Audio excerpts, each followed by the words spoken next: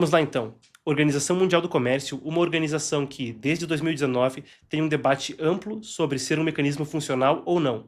Agora, o Brasil discursa ali em uma coisa que compõe mais um fator na crise diplomática com os Estados Unidos.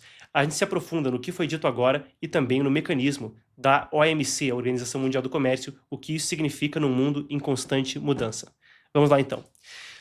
Então, a situação é a seguinte: o Brasil levou à Organização Mundial do Comércio em Genebra uma crítica velada às tarifas anunciadas por Donald Trump, não citou diretamente os Estados Unidos e deu um tom aí. Bem, vocês vão concluir qual é o tom, a gente vai ler as aspas. O embaixador brasileiro na OMC, o Philip Fox Drummond, afirmou que o uso político de tarifas é um atalho perigoso para a guerra.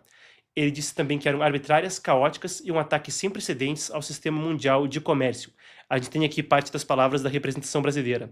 Essas medidas unilaterais constituem uma violação flagrante dos princípios fundamentais que sustentam a OMC e que são essenciais para o funcionamento do comércio internacional. Parte da imprensa brasileira destacou que a fala recebeu apoio de mais de 40 países, entre eles membros da União Europeia, Canadá e dos BRICS. Até agora, não houve uma declaração pública confirmando esse respaldo. Entretanto, tudo isso vem de relatos à imprensa. É uma reunião que houve a portas fechadas, então, e os relatos que vêm são dos jornalistas que estiveram por ali.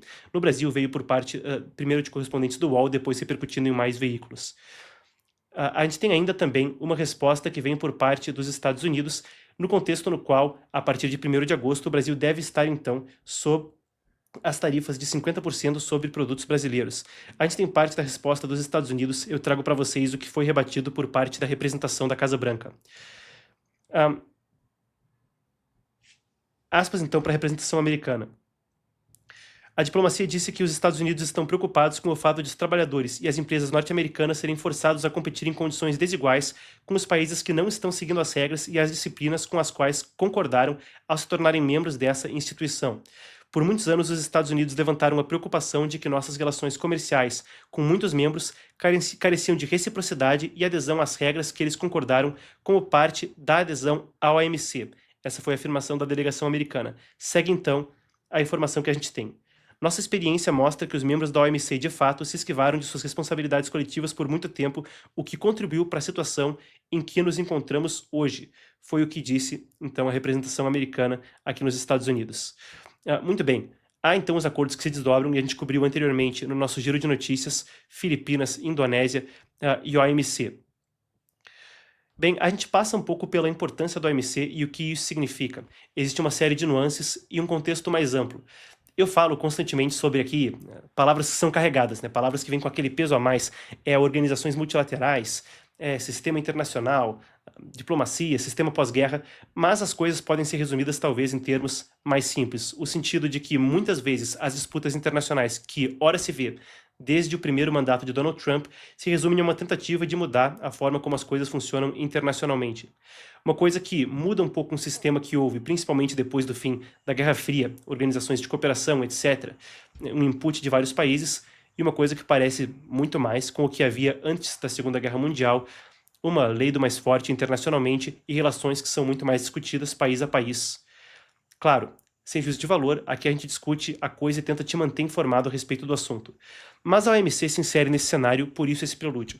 A OMC foi fundada há 30 anos, em abril de 1994, na Cúpula de Marrakech, então no Marrocos, e substituía um antigo Acordo Geral de Tarifas e Comércio, o GATT ou GATT. Naquela época, o clima era de otimismo, houve a queda do Muro de Berlim, e a ideia era de que soluções comerciais iriam levar a uma paz mais ampla no mundo, e a uma integração do sistema.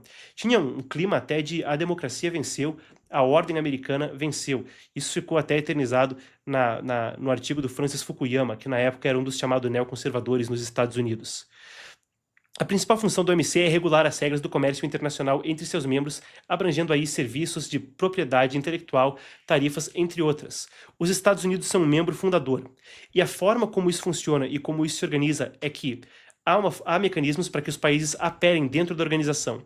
Desde 2019, isso passou pelo primeiro mandato do Trump e passou depois pelo mandato do Biden, tem uma trava no funcionamento que vem principalmente dos Estados Unidos. O Corpo de Apelações, que é o órgão que vai julgar aí as disputas entre os países membros, precisa de 3 juízes para estar operando. Washington tem bloqueado a nomeação de novos juízes desde 2019, governo Trump, governo Biden e governo Trump novamente, E isso também é uma situação que permeia o porquê desse corpo ser tão criticado internacionalmente. E é parte do quebra-cabeça que eu citava, como a gente navega esse cenário entre organizações multilaterais ou acordos que passem aí diretamente país a país em uma espécie de bang-bang estado da natureza internacionalmente. Agora, a argumentação americana para isso e por que desses sistemas multilaterais estarem muitas vezes sendo preteridos em função de uma diplomacia direta dos Estados Unidos é porque internacionalmente a coisa se distanciou muito dos interesses americanos e passou a, de grande forma, favorecer seus adversários. Vou passar pelo que eu quero dizer com isso para a gente também entender esse cenário. Em 2001, a OMC concedeu à China o status de nação mais favorecida e críticos diziam que era um erro, que aquele país não teria mais abertura social com abertura econômica, que, pelo contrário, isso daria a ele recursos para sustentar uma ditadura e um regime autoritário. A comparação feita na época por alguns observadores da China era deixar a raposa entrar no galinheiro. Entre as principais preocupações tinha o avanço da China no comércio internacional com subsídios estatais e uma doutrina do exército chinês que, conforme se comprovou, tinha muito mais a ver com guerra híbrida do que com o desenvolvimento das armas, ou seja, utilizar tudo ao seu alcance, inclusive organizações multilaterais, para competição internacional. Os Estados Unidos, desde então, mais e mais têm apurado informações a respeito do assunto e citam que isso leva a um aproveitamento de brechas no sistema para avançar interesses próprios, inclusive acesso a tecnologias mais frágeis. Eu vou passar com vocês por um relatório do governo dos Estados Unidos, melhor dizendo, do Congresso dos Estados Unidos. Vocês devem ter ele aqui ao meu lado. Lendo desse documento que apontava algumas dessas conclusões, e isso vem recentemente, faz agora 2, 3 anos que o relatório foi publicado. O que diz o documento do Congresso americano? A República Popular da China, liderada pelo Partido Comunista Chinês, abandonou o caminho de reforma econômica e política, dobrou as atividades repressivas em casa e se envolveu em atividades desestabilizadoras na região, nas décadas desde que aderiu à Organização Mundial do Comércio.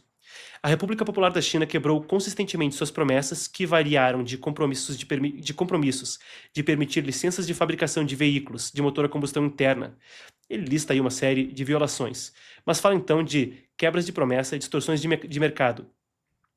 O argumento no relatório segue. O país se comprometeu com essas reformas dezenas de vezes e renegou todas as vezes. Ao mesmo tempo, o Partido Comunista Chinês perseguiu uma campanha de agressão econômica de várias décadas, cumprindo a diretiva do secretário-geral Xi Jinping, e então cita um congresso do Partido Comunista de 2018, de ser os coveiros do capitalismo. Essa instrumentalização é uma coisa que também parte da perspectiva geopolítica e de segurança nacional dos Estados Unidos. Se a gente volta para outros dos relatórios do Congresso americano, pontua-se que, em dados momentos, até 1/3 das principais agências da ONU foi ocupada ou na liderança máxima ou nos altos cargos por membros do Partido Comunista Chinês.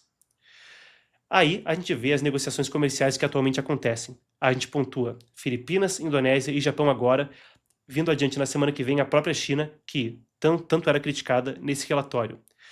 É uma das situações que pontua o cenário complexo que eu disse anteriormente.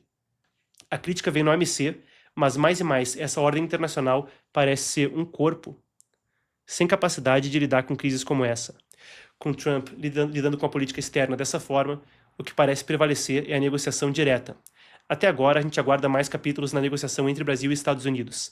Uma das matérias que estampavam dos principais jornais do país, entretanto, falava, sem mais diálogo entre os dois, parece que as tarifas vêm mesmo em 1º de agosto.